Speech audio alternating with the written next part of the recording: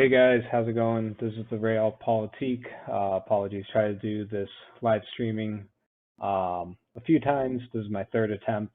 Looks like my audio was all messed up the first time, so apologies for anyone who had tuned in and just listened to nothing. But great to be here.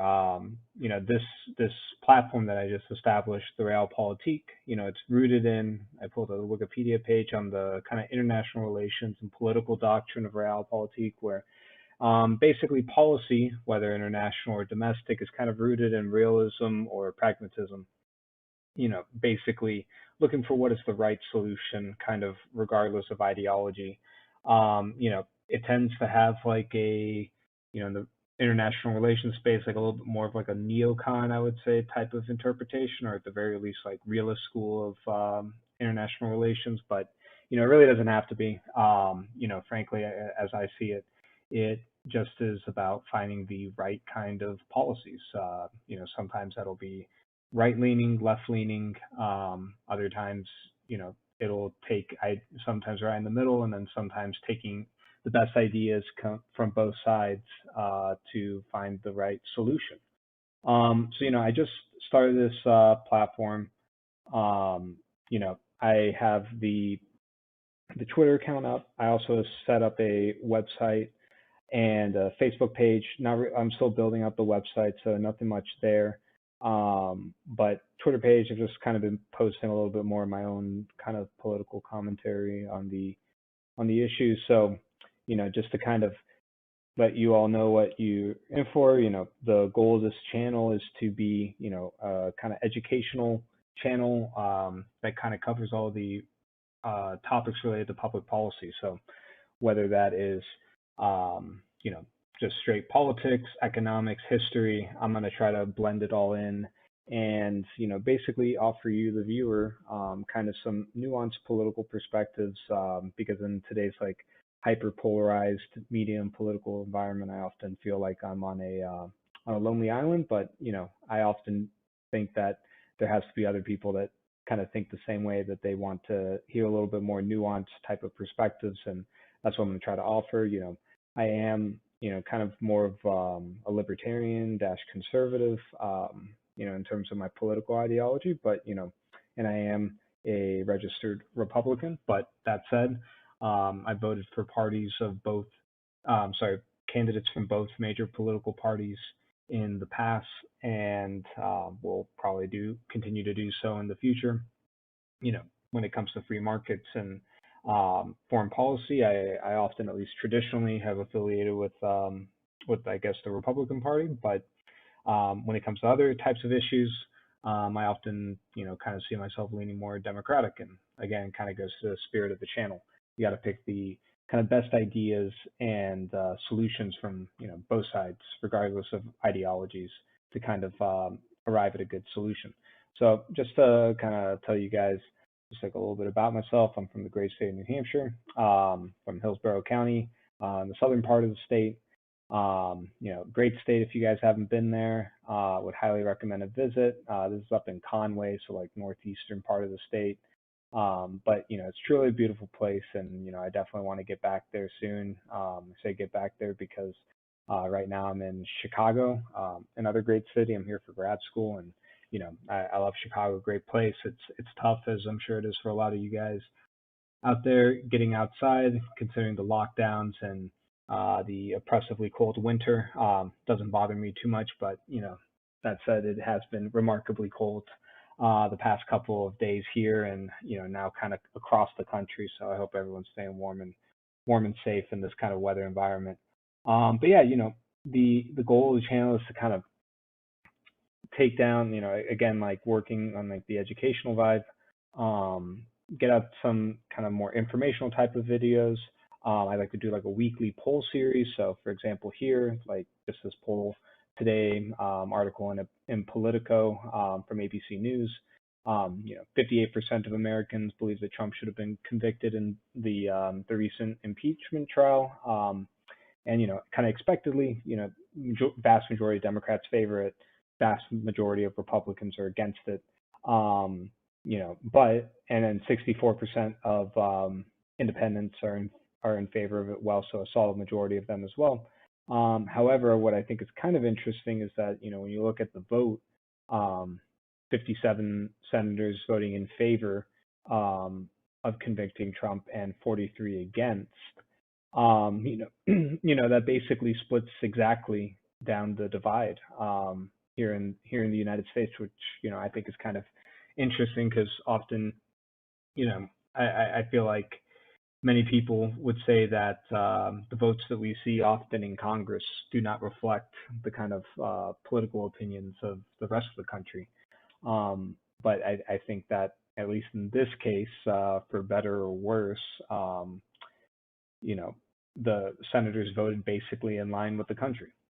So, again, kind of like polling, I want to take us through kind of like, state by state political type of events, kind of going through some of the political changes that each state has been experiencing, um, and obviously national politics as well. I'm going to try to stay where I know stuff. So, I would say like, for example, in the New England states and like Illinois, Florida, some place in the Southeast that I'm, a little bit more familiar of, I'm going to try to do some deep dives in.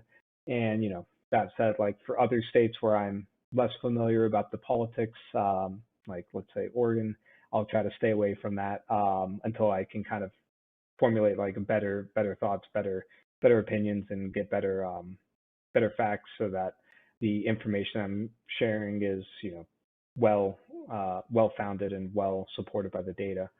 So yeah, kind of going, I definitely want to do some deep dives into specific states.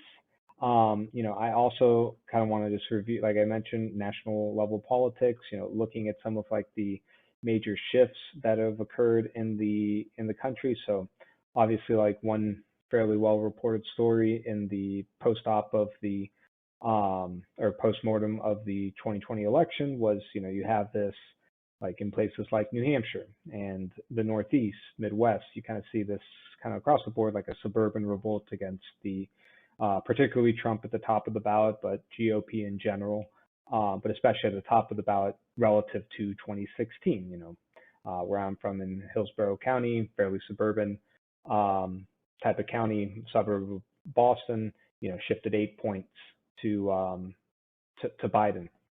Meanwhile, you kind of have in the rural parts of the country, kind of continuing these slight these shifts to the Republican Party, shifts to Donald Trump, and then even within some of the minority communities here in the United States, especially among Latinos, in rural counties, as well as like in Miami-Dade County, very unique political environment down there. But you see these large shifts to the Republican Party and especially Donald Trump in this election. And this is important because as we look to as we look forward to redistricting in 2021, 2022, once the district, I believe the kind of city and precinct level data that state legislatures and independent redistricting commissions look at, it's important, like if you're trying to draw a fair map, or in many cases, if you're in a place like Texas or Ohio or Massachusetts or Maryland, where the state legislatures are, likely looking at trying to gerrymander to some extent or the other, trying to shore up their incumbent seats, potentially add an extra, in like Texas, trying to make sure that the likely 3 new seats that they'll have are either Republican, or maybe 2 out of the 3 are Republican. It's important to have like a good understanding of these types of shifts, because if you draw a map based on 2012 results versus 2016 results and versus 2020 results, to wind up with the same number of like safe Democratic or safe Republican or lean Republican, lean Democrat type of districts, you're going to wind up with a completely different map, because, the voting coalitions have changed so much in this country, just in the span of a decade. So combine that with COVID and you have like a really challenging environment. So that's some of the issues I want to, get involved with. And, kind of explore a little bit more, look at the state level kind of results, kind of across the past decade. And then, like this map I kind of quickly made based on like the relative lean in this presidential election. For example, like Nevada, I've colored in red. Obviously, it did not go to Trump this election. It went to Biden by about 2.5 points. However, nationally, Biden carried the country by, I believe, around 4.5 percentage points. So, what that would tell me is that at least on the presidential ticket, we know that Nevada, at least this election, leaned 2 points to the right towards the Republicans. Meanwhile, like in a place like Minnesota, yes, it went to Biden, by I believe about a 7 point margin. But again, that means that at least this election leaned about 3% or so um, above the national, lean Democratic compared to the national popular vote. So, basically what that will tell you, and maybe it doesn't tell us much, but like it's interesting to kind of think about this, that Minnesota right now is leaning to the Democrats roughly the same amount that Georgia is leaning to the Republicans on a national level. So, basically what that kind of interests me is that, we can kind of talk about like what are the potential like future political maps going to look like? What is the future political coalitions going to look like in the country? And those are the kind of issues I want to, explore kind of with this channel. As for content, I'm just going to bring it back here to the Twitter page. But, just to kind of like wrap up as far as like content that I'm thinking of like a weekly polling series. I'm thinking of just like general commentary on various issues, whether that's the Biden stimulus package that's currently being proposed and is currently being written into law by the House, the minimum wage, social policies, free trade, whatever it is, cover those on kind of like a issue specific basis. And then I want to do some more like educational based series. So for example, looking at the various types of party systems in the US, starting from the 1780s and 90s with the rise of the Federalists and loosely organized anti-Federalists that eventually kind of molded into the Democratic Republican party, and then kind of working through where we are today with the fifth party system, still a legacy of the FDR, New Deal, Great Depression, those types of issues that we've debated in the current party system for the past, roughly 90 years, and potential like thoughts on where we could be moving in the future to a potential sixth party system to address the major issues of the 21st century that are, radically different than even 20 years ago, and what those voter coalitions could look like. So, that's kind of what I want to talk about with this channel. Would definitely be open to suggestions because I want to cover things that, people find interesting. And, I'm a graduate student right now. I'm just creating this because it's an area that I'm pretty interested in. I just want to share my thoughts. My hope is that, some people will watch it, whether that's like a few dozen or a few hundred, 1,000, whatever that may be. Just want to get my thoughts out there because it's something that I think about, and I think it's at the forefront of a lot of other people's minds. So, thanks again for listening to this introduction. Really appreciate your time. Hope everyone's staying safe and healthy. And yeah, I'll keep on putting out content for you guys, and hopefully you'll enjoy it.